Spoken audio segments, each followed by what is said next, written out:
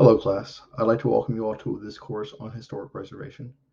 Historic preservation and public history have long been a passion of mine, and I'm eager to share my knowledge and understanding as we go forward in this course. Today, we'll begin with the most basic question: what is historic preservation? Let's start with the academic definition. Historian Thomas Chauvin refers to historic preservation as cultural resource management and uses broad strokes for an interdisciplinary field that deals with the research, administration, conservation, preservation, and stewardship of historic sites, properties, and material culture. As Chauvin succinctly puts it, historic preservation aims at preserving the past for future generations. Norman Tyler takes a different tack when defining historic preservation. For Tyler, historic preservation can be understood as an analogy of nouns and verbs. When a historic building or cultural site are viewed as objects, they are nouns. But when we put them into context about what happened there, why it happened, and to whom it happened, they can be described as verbs. Verbs based on the action that took place there. Tyler is correct when he says that just as a complete sentence needs nouns and verbs, historic significance of a site cannot be fully understood without both the historic narrative and the physical remains. Tyler's definition of historic preservation, then, is more than old buildings, and it is more than historical account. It can be described as applied history, for it puts history to good purpose through the use of historic structures as sources of community revitalization. Hmm, applied history for community revitalization sounds off the beaten path from scholarly and academic history. What is historic preservation then, if we take the perspective from outside the academy's doors? Thompson Mays, Vice President of the National Trust for Historic Places and author of Why Do Old Places Matter, and quoting the National Historic Preservation Act of 1966, says that historic preservation offers a sense of orientation. Mays asks us why old places matter and gives many examples of this sense of orientation. Stephanie Meeks, then president of the National Trust, says that historic preservation gives the sense of belonging that old places can provide. Architect Johanni Paul Ozma says historic preservation strengthens our sense of rootedness, belonging, and citizenship. Max Page, professor at the University of Massachusetts at Amherst, says that old places with difficult histories have the capacity to serve as focal points for advocating for social justice. Page's arguments are somewhat controversial.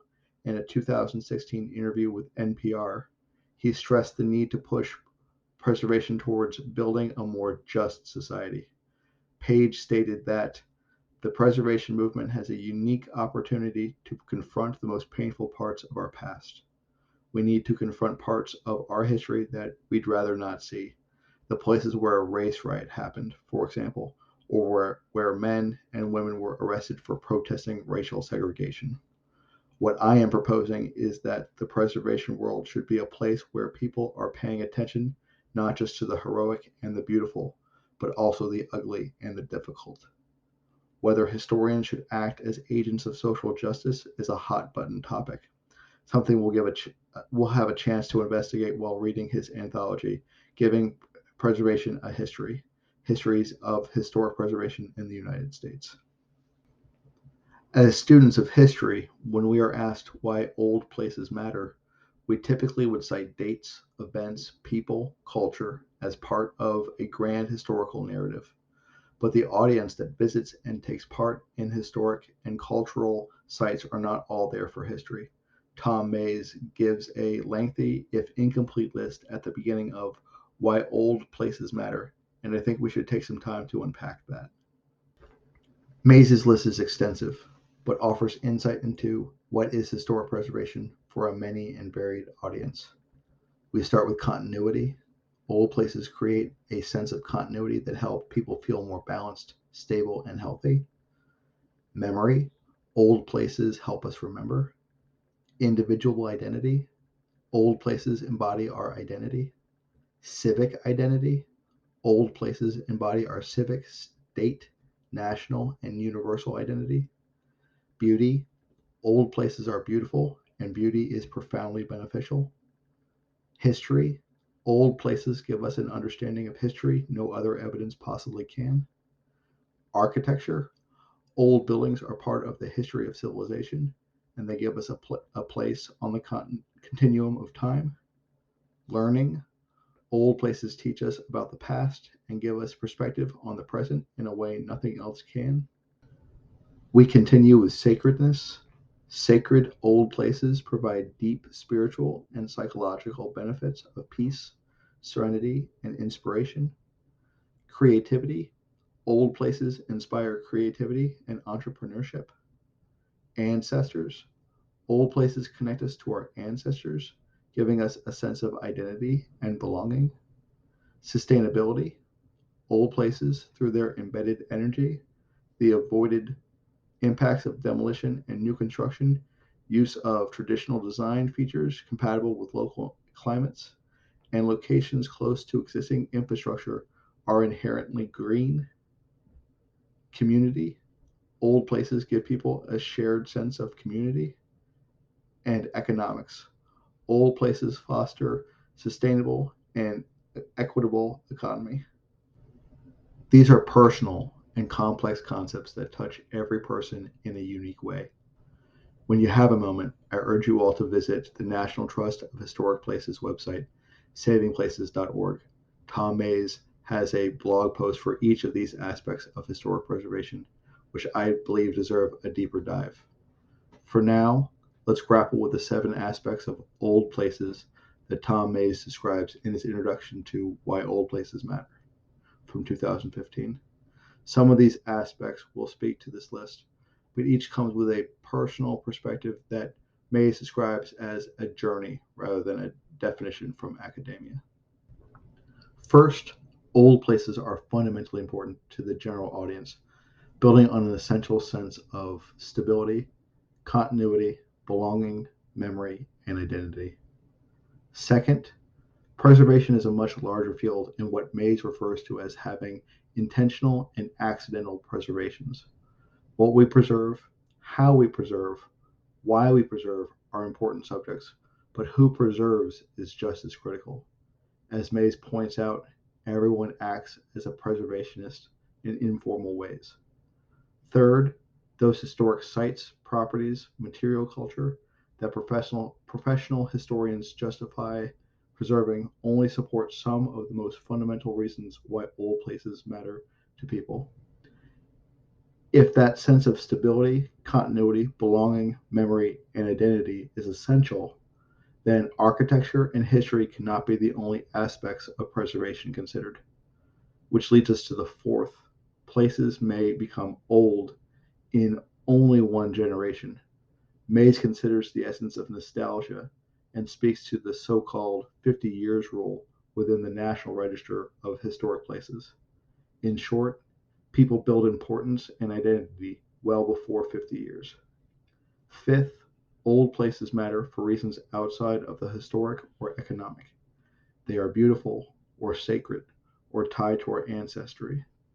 Sixth, old places have purposes that have not been fully explored, and they spur creativity. Finally, these historic and cultural sites show their importance as a way to encourage sustainability, both economically and environmentally.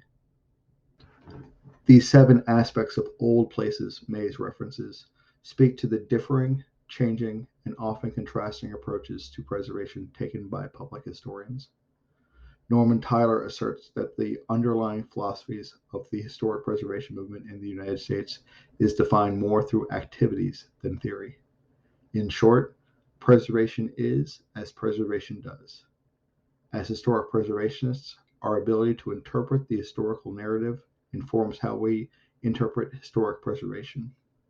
It also informs what we choose to preserve and how we choose to preserve it. Tyler speaks at length about the dichotomy of new versus old. As preservationists, we must make a choice about what to protect, what to restore, and what to modernize. As Tyler describes it, some see their role primarily as saving old buildings, some as preserving historical heritage, some as fostering urban revitalization, and some as contributing to sustainability and an alternative approach to current development practices. Preservationists have different ideas and philosophies about the levels of preservation. Though Tyler refers to this as the pendulum swings with the times, I believe the reality is more about shades of gray. As historic preservationists, we must adjust our processes with each task before us. It is a balancing act, and our role as public historians is to interpret the past with a varied audience as best we can. If historic preservation is nouns and verbs, as Tyler describes it, then public historians and preservationists act as the adjectives and adverbs that provide meaning, color, and context to a complex historical narrative. I want to leave you with a quotation used by Norman Tyler at the beginning of Historic Preservation, an introduction to its history, principles, and practices. From John Ruskin: "Therefore, when we build, let us think that we build forever. Let it not be for present delight, nor for present use alone.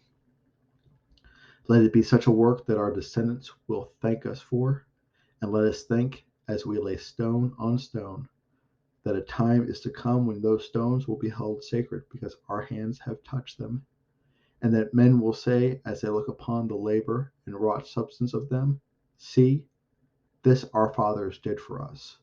For indeed, the greatest glory of a building is not in its stones or in its gold. Its glory is in its age."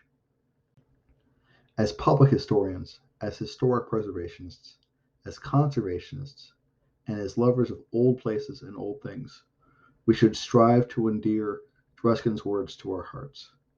Though we might not build historic sites or cultural places, it is our duty and our responsibility to protect, preserve, restore, reconstruct, and rehabilitate these old places so that future generations can say, see, this our mothers and our fathers did for us, just as we did.